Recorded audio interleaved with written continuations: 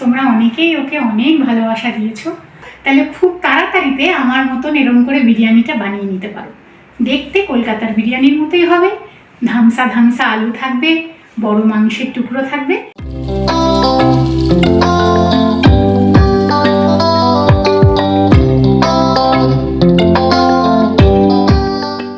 তবে কম মশলায় কম ঝামেলায় কিন্তু বিরিয়ানিটাও বানানোর চেষ্টা করেছি।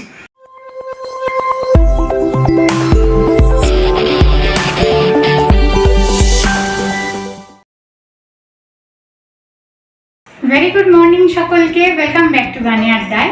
আশা করি সকলেই সুস্থ আছো, আমরাও একেবারে ঠিকঠাক আছি। সেদিন তো স্পন্দনের ভিডিওটা দিলাম, তোমরা অনেকেই ওকে অনেক ভালোবাসা দিয়েছো, অনেক আশীর্বাদ করেছো দুহাত ভরে, যাতে আগামী দিনে ও আরও এগিয়ে যেতে পারে। শুধু ওকে না, সমস্ত বাচ্চাকেই খুব অ্যাপ্রিসিয়েট করেছো, ভালো লেগেছে দেখে আমার খুব, জানো তো। এবারে আমরা তো ওকে সেভাবে কোথাও দেখো ঘুরতে টুরতে নিয়ে যেতে পারি না, কিছু সাংসারিক প্রতিবন্ধকতা আছে, এবার সবটা তো আর ক্যামেরার সামনে বলতে পারি না, তাই ঘুরতে যাওয়াটাও খুব একটা আমাদের হয়ে ওঠে না। হ্যাঁ, তা যাই হোক, হয়তো সময় হলেই হবে, সঠিক সময় না আসলে তো সবটা হয় না। তা আমরা কি করি, ওকে একটু টুকটাক এই পার্কে টার্কে বা ধরো একটু ওয়াটার পার্ক, হ্যাঁ, কোথায় কোথায় ভালো খাবার পাওয়া যায় সেই সব জায়গায় ওকে একটু নিয়ে যাওয়ার চেষ্টা করি, এবং এটাই ওর কাছে একটা আনন্দ। হ্যাঁ, আর কলকাতাতেও আমরা অনেক দিন হয়ে গেছে যেতে পারি না, তা আজকে আমি ভাবলাম কি ওকে একটু বিরিয়ানি রেঁধে খাওয়াই। আর বিরিয়ানি মানে আমাদের কলকাতার মানুষজনের কাছে তো একটা আলাদা জিনিস, একটা মানে এমন খাবার যে যেটা খেলে একেবারে মন প্রাণ যেন কেমন জুড়িয়ে যায়। একদম ভুল বলছিলাম, জুড়িয়ে যায়, মন প্রাণ জুড়িয়ে যায়। তা আমাদের কলকাতার বিরিয়ানিতে তো আলু চলে, এখানের বিরিয়ানিতে কিন্তু আলু চলে না। যেদিন আমরা বিরিয়ানি রান্না করতে যাই, আমাদের মেয়েদের বড্ড টেনশন হয়, ওরে বাবা কত বাসন লাগবে, ওরে বাবা কত পেঁয়াজ কাটতে হবে, বেরেস্তা বানাতে হবে, কত ধরনের মশলা লাগবে। হ্যাঁ, তো এইগুলো তো মাথায় হয়, শুধু তোমাদের না, আমারও সেটাই হয়। বিরিয়ানি বানাতে গেলে আমার মনে হয় সকাল সকাল রান্নাটা শুরু করতে হবে, না হলে বোধহয় তাড়াতাড়ি খেতে পারবো না। তা আমি না একেবারে অল্প মশলায় খুব তাড়াতাড়ি করে একটা বিরিয়ানি বানাই, তবে প্রপার ওই বেরেস্তা টেরেস্তা ব্যবহার করে বানাই না কিন্তু, তবে খেতে কিন্তু ভালো হয়। হ্যাঁ, তোমরা যদি চাও তাহলে খুব তাড়াতাড়িতে আমার মতন এরম করে বিরিয়ানিটা বানিয়ে নিতে পারো। দেখতে কলকাতার বিরিয়ানির মতোই হবে, ধামসা ধামসা আলু থাকবে, বড় মাংসের টুকরো থাকবে। আজকে আমার তরফ থেকে স্পন্দনকে এটাই গিফট। হ্যাঁ, এত ভালো পারফরমেন্স করেছে, একটা খেলনা কিনে দিতেই পারি, একটা জামা কাপড় কিনে দিতেই পারি, কিন্তু আমার খালি মনে হয় এই জিনিসগুলো তো রয়েছে, একটার ওপর আরেকটা জিনিস কিনবো, একটার ওপর আরেকটা জিনিস কিনবো, পুরোনোটাকে কোথায় ফেলবো, কাকে দেবো, ছোট্ট ঘর গুছিয়ে রাখতে হয়। চলো তাহলে, বিরিয়ানির ভিডিও এমনিই বড় হয়, আজকে হয়তো গল্পটা একটু কম করবো, চটপট দেখিয়ে ফেলি একদম ঘরোয়া পদ্ধতিতে ঘরের জিনিস দিয়ে কিভাবে হোমমেড বিরিয়ানি বানাবে। দোকানের মতো তো হবে না, কিন্তু বিরিয়ানির গন্ধ সেরমই আসবে, খেতেও লাগবে ভালো। চলো বানিয়ে। এখানে না বিরিয়ানির জন্য বড় বড় আলু কেটে রেখেছি। আর বিরিয়ানির আলু না আমরা মেপে খেতে পারি না, মানে দুটো জায়গায় মনে হয় তিনটে দিলেও খেয়ে নেবো, তাতে 2 হাজার রাইস কম খাবো। তা আমি এবার চালটা আধ ঘন্টার জন্য ভিজিয়ে নেবো। ডিমার্ট থেকে চালটা নিয়েছে, জানি না এটা দিয়ে কোনোদিনও বিরিয়ানি করিনি। লেখা তো বিরিয়ানি আর দাওয়াতের কি লং গ্রেন, আমার তো অতটা লং গ্রেন লাগবে না, দেখা যাক কি হয়। চালটা ভিজিয়ে রেখেছি, আধ ঘন্টা 40 মিনিটের জন্য রেখে দেবো। আলুগুলোর মধ্যে লবণ আর একটু ফুড কালার মাখিয়ে রেখে দেবো।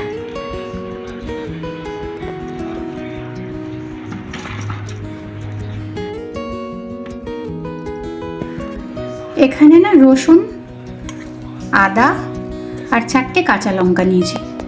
তা আদাটা 2 ইঞ্চি পরিমাণে আদা কেটে রেখেছি।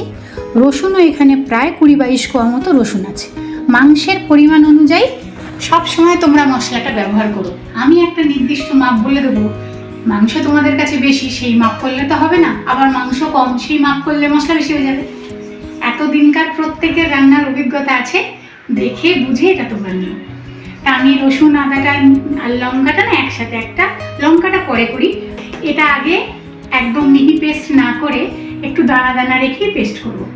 ওইটা একটু হাতে করে জল নিয়ে ছেঁকে ওই ছাকা জলটা দিয়ে না আলুটা সিদ্ধ করবো, তাই কোনোটা আজকে ফেলবো না। চলো প্রথমে এটা ঘুরিয়ে নিই। এই যে এটা না পুরো মিহি পেস্ট করব, কিন্তু তার আগে খানিকটা বাটিতে নিলাম, জল দেব।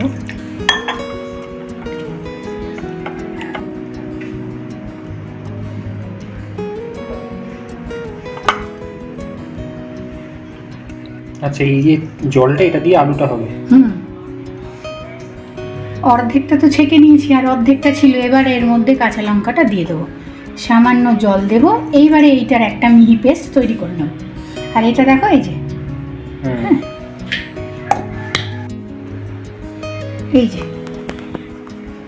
ঠিক আছে পেস্ট। হ্যাঁ ওই এটা পুরো মিহি করে নিয়েছি। হ্যাঁ, এবারে মাংসটা আমি আগে ম্যারিনেট করে নিই, আর ম্যারিনেট করে মাংসটাকে কমপক্ষে 2 ঘন্টা রাখলে হবে। চিকেনের এই লেগগুলো না একটু আমি কেটে নিয়েছি, এই টুকরোটাও একটা আধা কাট দিয়ে নিয়েছি আর কি। দিয়ে দেবো দই।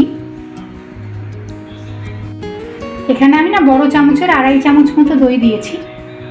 আর চিকেন আছে 5 টুকরো মতো চিকেন, এক একটার ওজন কত হবে তাও? 150 গ্রাম। ওই তো 150 গ্রাম করে হবে, 5 পিস মতো আছে। এরপরে দিয়ে দেবো পর্যাপ্ত লবণ, আর এই যে সানরাইজের বিরিয়ানি মশলা। তাই এগুলো তো আমি ঠিক দামটা জানি না, মা এগুলো পাঠায়। দিয়ে দেবো এখানেই বিরিয়ানি মশলাটা অনেকটা পরিমাণে, আর যখন বিরিয়ানির লেয়ার হবে তখনও দেবো, তবে অল্প। 1 প্যাকেটে বেশিটা দিয়েই অল্প একটু রেখে দিয়েছি। হ্যাঁ, রসুন, আদা, কাঁচা লঙ্কা, যে পেস্টটা বানালাম সেটা। এতে না হলুদ, লঙ্কার গুঁড়ো, গোলমরিচ গুঁড়ো আমি আর কিচ্ছু দেবো না, অল্প মশলাই করছি তো। এবার এটাকে ভালো করে মাখিয়ে আমি রেখে দেবো। 3টে বাটিতে বিরিয়ানিতে যে জিনিসগুলো ব্যবহার করব একটু রেডি করে রাখি, তাহলে লেয়ারিংয়ের সময় সুবিধা হবে। বাটি 3টে না একটু একটা প্লেট দিয়ে ঢেকে রেখো। তা প্রথমে একটা বাটিতে নিয়ে নেবো কেওড়া জল। কেওড়া জলটা আমরা বেশি পছন্দ করি, কিন্তু গোলাপ জলের গন্ধ তো খেতে পারি না, তাই অল্প করে একদম গোলাপ জল দিয়ে দেবো। দিয়ে দিচ্ছি মিঠা আতর।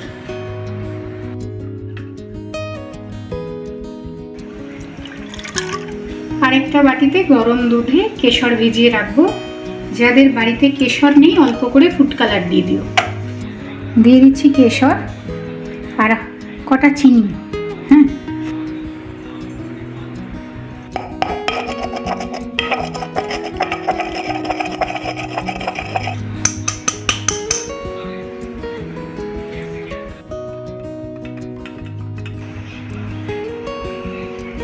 এবার আলু ভাজবে।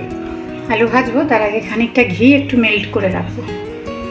আচ্ছা, দোকানের বিরিয়ানিতে কিন্তু এই ঘির সাথে না ডালডা দেয়। এবার আমি একবার কিনেছিলাম, ওই একদিন বিরিয়ানি খাওয়ার জন্য ডালডার প্যাকেট কিনে আর খাই না। তা আজকে আর কিনিনি, ওই ঘিটাই মেল্ট করে রেখে দেবো। আর যখন চিকেন করব তার উপরে যে তেলটা ভাসবে সেইটা আর ঘিটাও এই বিরিয়ানির লেয়ারে ছড়াতে লাগে, তখন তেলটাও এই পাত্রে তুলে দেবো। কেশর, ঘি তো ওপরে আরেকটু দিতে হবে। আমি একদম ওই 3-4 চামচ মতোই এখানে মেল্ট করেছি। আর এখানে আছে ওই কেওড়া জলটা, 3 রকম। এবার এটাকে রেখে দিই। সামান্য একটু সাদা তেল দিয়েছি আর 1 চামচ ঘি। এটাতে না আলুগুলো একটু আগে ভেজে নেব।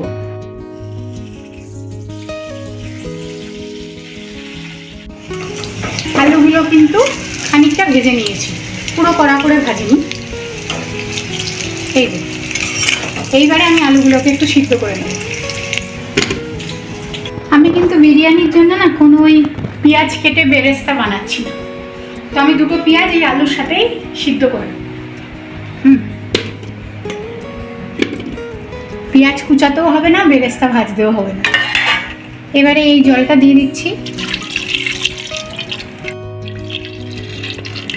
সামান্য জল দিলাম, সামান্য লবণ, কেওড়া জল, মিঠা আতর।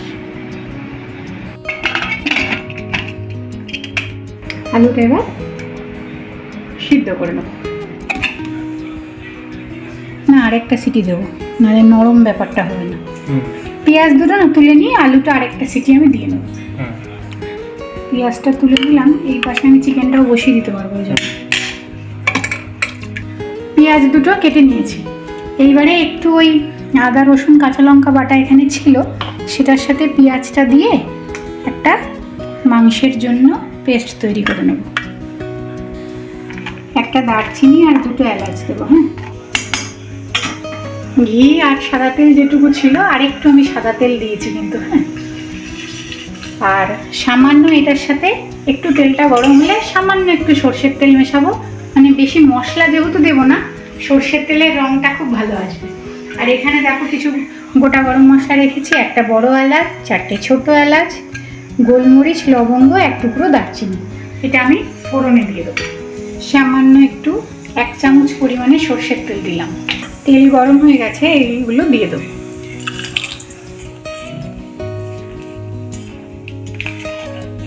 চিকেনগুলো দিয়ে দেবো।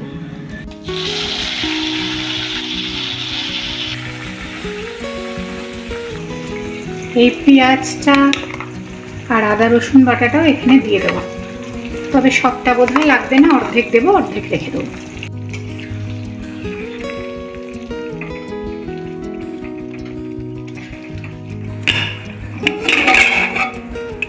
এবার আলুটা সিদ্ধ হয়ে গেছে।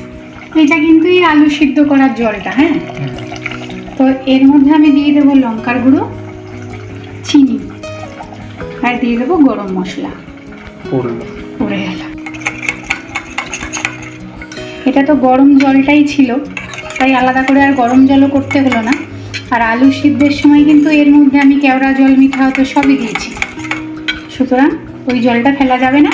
এটাই মাংসের গ্রেভিটা করতে দিয়ে দেবো।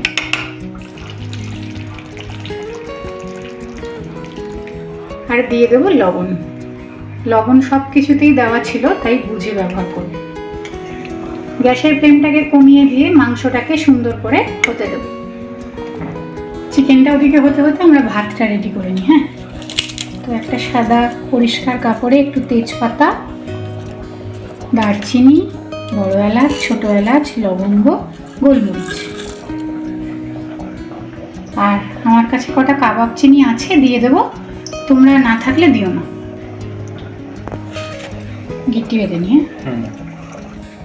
ভাত যে পাত্রে করব তার মধ্যে পরিমাণ মতো লবণ, লেবুর রস, একটু ঘি, কেওড়া জল, আর এই পুটলিটা দিয়ে দেবো। এটা একটু নেড়ে দিই। হ্যাঁ, আমি না দুটো পাত্রে বিরিয়ানিটা করব। একটার মধ্যেই দিলে সবটা রাইস হয়তো ধরে যাবে, কিন্তু বিরিয়ানি যখন লেয়ার করা হয়, ওপরে যদি বেশ খানিকটা জায়গা থাকে, তাহলে যখন স্টিমে দেওয়া হবে না, চালগুলো খুব ভালো থাকে, গলে যায় না। বা ধরো ওই ভিতরের বাষ্পটা বেশ সুন্দর ছড়াতে পারে পাত্রটার উপরে, পাত্রটার মধ্যে আর কি। সেই কারণে আমার অত বড় বাসন নেই, আমি দুটো ভাগে করব, অল্প অল্প করে করব। তা আমার মাংস ওদিকে হয়ে গেছে। এবার আমি চিকেন আর আলুটাকে আলাদা আলাদা দুটো পাত্রে তুলে নেব। তেলটা তুলে নেব। হ্যাঁ, তেল কিন্তু এই ঘিয়ের মধ্যেই তুলে রাখছি, খুব একটা বেশি তেলও আমি দিইনি। একটুখানি না পাত্রটার গায়ে ঘি মাখিয়ে নিলাম।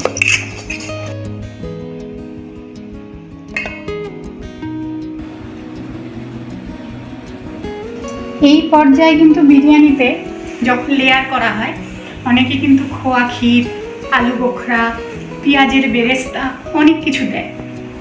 আমি শুধু চিন্তা করি বাড়ির মেয়েদের কথা, কতটা খাটনি হয় সেগুলো পরপর বানাতে।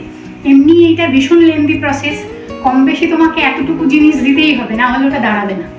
তো যাই হোক, আমি কিন্তু সব স্কিপ করে দিয়েছি। খোয়া ক্ষীরও সকলের বাড়িতে থাকে না, অনেকে খোয়া ক্ষীরের জায়গায় গুঁড়ো আমুল দুধ দিতে পারো, কিন্তু আমার কাছে আজকে নেই, আমি দুধটাও স্কিপ করেছি। এটাতেও সাজিয়ে নিলে, মানে ভাগে ভাগে। একটাতে দিতে পারতাম ঠেসে ঠুসে, কিন্তু ভেঙে যাবে। এই মশলাটা দিয়ে কিন্তু এই জলটা আরেকটু ফুটিয়ে নেবো। হ্যাঁ, তাহলে রঙটা একটু কালচে আসবে, তারপরে আমি চালটা দেবো। এটার উপর থেকে আমি একটু গ্রেভি দিয়ে দিচ্ছি নিচে। মানে তেল বেশি, গ্রেভি কম। হ্যাঁ, যত গ্রেভি দেবো রং তত গাঢ় চলে আসবে। এটাকে কি করা যায়, এটা না ছেঁকে নিয়ে শুধু ওই স্টকটা দিলেও হয়, কিন্তু ওই বলছি তাতেও খাটনি। তা আমি ওপর থেকে দিয়ে দিচ্ছি। নিচে যদি একটু ঝোল দেওয়া হয় তাহলে বিরিয়ানি কিন্তু নিচে লেগে যাওয়ার সম্ভাবনা কম থাকে, তবে সেটা যদি ছেঁকে দেওয়া যায় তবে আরও ভালো। চালটা আমি আস্তে আস্তে দিয়ে দেবো এবার। হ্যাঁ, গ্রেভিটা কিন্তু আমি তুলে রেখেছি, এতটা গ্রেভি দিলে বিরিয়ানির সুন্দর রঙটা আর বোঝা যাবে। এবার এইটা দিয়ে না আমি এই স্টকটাকে একটু পাতলা করে নিই। আর দেখো গরম মশলাগুলোকে কিন্তু আমি এখান থেকে এর মধ্যে বেছে বেছে রেখে দিয়েছি, যাতে মানে কম বেশি দু একটা থাকতে পারে, কিন্তু বেশিটাই যাতে মুখে না পড়ে। আচ্ছা, মানে চালটা যখন 50% কুক হয়ে যাবে তখন আমি খানিকটা চাল এখানে সরিয়ে রাখবো।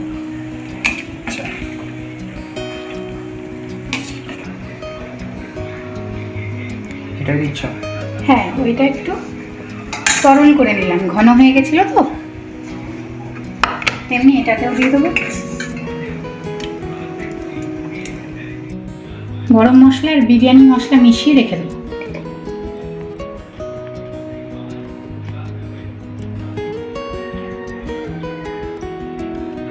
মিশিয়ে নিয়েছি। হ্যাঁ, এইবারে লেয়ার করে নিই।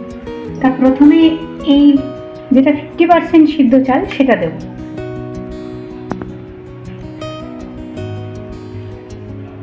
আমার এখানে মাংসের টুকরো কম, তাই তোমরা না মাংসের ওপরে আলু দিও, না হলে আলু কিন্তু অনেক সময় কড়াইয়ের গায়ে লেগে যেতে পারে। আমার তো দেওয়ার জায়গা নেই, তাই আলুটাও দিতে হলো, তাই না?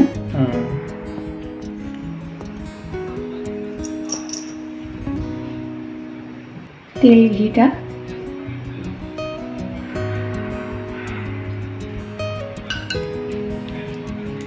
ওই এসেন্সটা যেটা রেডি করে রেখেছিলাম। কেওড়া জলটা কোথায়? কেশর জল? ওই হ্যাঁ, কেশর জলটা। যতক্ষণ না ঠিকঠাক মতো নামছে একটা টেনশন, বুঝেছ? এরপরে আবার এই রাইস, এটা একটু বেশি সিদ্ধটা। হ্যাঁ, বিরিয়ানি কিন্তু সবসময় এরকম ছড়ানো পাত্রে বেশি ভালো হয়। আবারও একই পদ্ধতিতে এই তিনটে দিয়ে দেবো।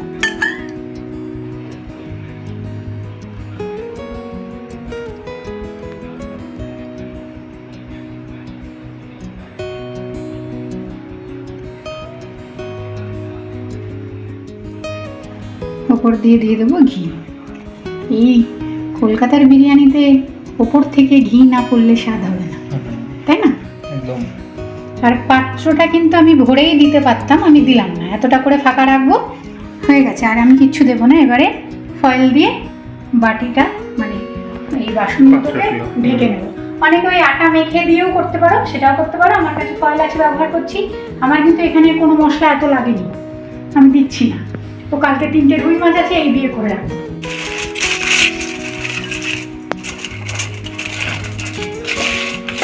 এটা ভালো মনে হয়, প্লেন না? আর এটার জন্য সমস্যা নেই, ঠিক আছে, অসুবিধা হবে না।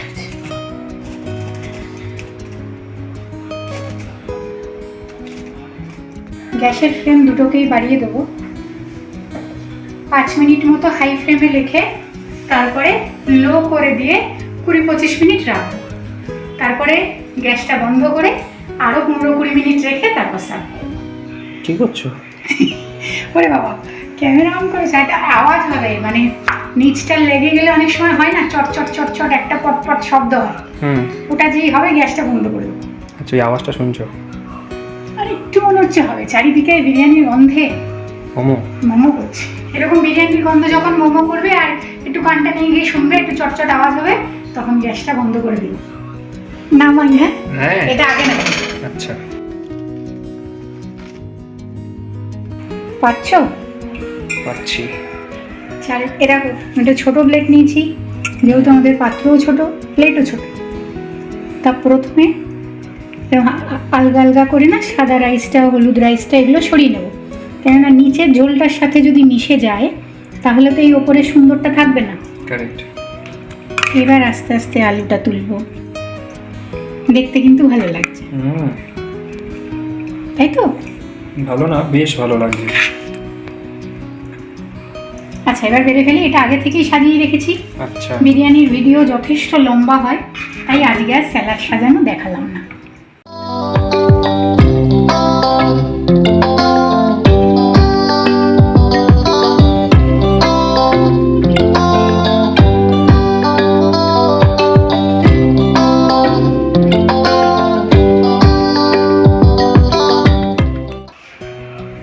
লাগছে। ভালো লাগছে দেখতে। দারুণ লাগছে। দেখো বিরিয়ানি তো কলকাতার বিরিয়ানির কিন্তু আরেকটা উপকরণ হচ্ছে ডিম, কিন্তু আমরা না ডিম, চিকেন, আলু এত কিছু থাকলে না কনফিউজড হয়ে যাই কোনটা ছেড়ে কোনটা খাবো। ডিম ভালোও লাগে না, খেয়ে একটা অসম্ভব পেটটা কেমন ভরে যায়। না আজকে আমি ডিম দেবো না, তোমরা কিন্তু ডিম অ্যাড করো যারা পছন্দ করো, তবে আজকে আমি খেয়ে রিভিউ দেবো না। আজকে অধীর আগ্রহে ছেলেটা আমার মুখের দিকে তাকিয়ে আছে, মা কতক্ষণে খেতে ডাকবে। দেখে যা মনে হচ্ছে অসম্ভব ভালো হয়েছে হয়তো খেতে, হলেও একটু হয় যদি তফাৎ হয় হয়তো নুন টুনের হবে, আমি তো জানি না, খেয়ে দেখিনি, কিন্তু আমার মনে হচ্ছে না খুব একটা গড়বড় হবে। চালগুলো সুন্দর আছে, একটুও ভাঙেনি। যাই হোক, এটা কিন্তু এক একজনে এক এক রকম পছন্দ করে। কেউ পছন্দ করে অতিরিক্ত রং চঙে হবে, তেল বেয়ে পড়বে, কেউ পছন্দ করে হালকা হবে, তোমার এসেন্সের স্মেলটাও মানে একদম অল্প আসবে, একটু সাদা রাইস থাকবে। হ্যাঁ একটু সাদা রাইস থাকবে, হলুদ সাদা মিশিয়ে রাইস হবে। তো এগুলো তো আমি সবার পছন্দই এক বলতে পারবো না, বা আমারটা দেখে সকলের খুব ভালো লাগবে তেমন না। তাই আমি আমার মতন করে বানিয়েছি, তোমাদের যদি দেখে ভালো লাগে তোমরা একবার একটু করে দেখো। তবে কম মশলায় কম ঝামেলায় কিন্তু বিরিয়ানিটাও বানানোর চেষ্টা করেছি। অনেক কিছুই তো দিইনি বলো, যারা এখন বিরিয়ানি মানে ইউটিউবে সার্চ করলে দেখবে কত কিছু দেয়, কত রকমভাবে করে, তা আমি অত কিছু করিনি। আমি যেরকম পারি আমি সামনে করেছি, তোমরা করে দেখো, আশা রাখছি ভালো হবে। ভিডিওটাও তাহলে এতটুকু রাখি, ভালো লাগলে একটা লাইক করে দিও। বাড়িতে যদি বানিয়ে খাও তাহলে আমাকে জানাতে পারো তোমাদের কেমন লাগলো। আজ তবে এতটুকু থাক, বাকি গল্প কথা নিয়ে আবার পরের দিন দেখা হবে।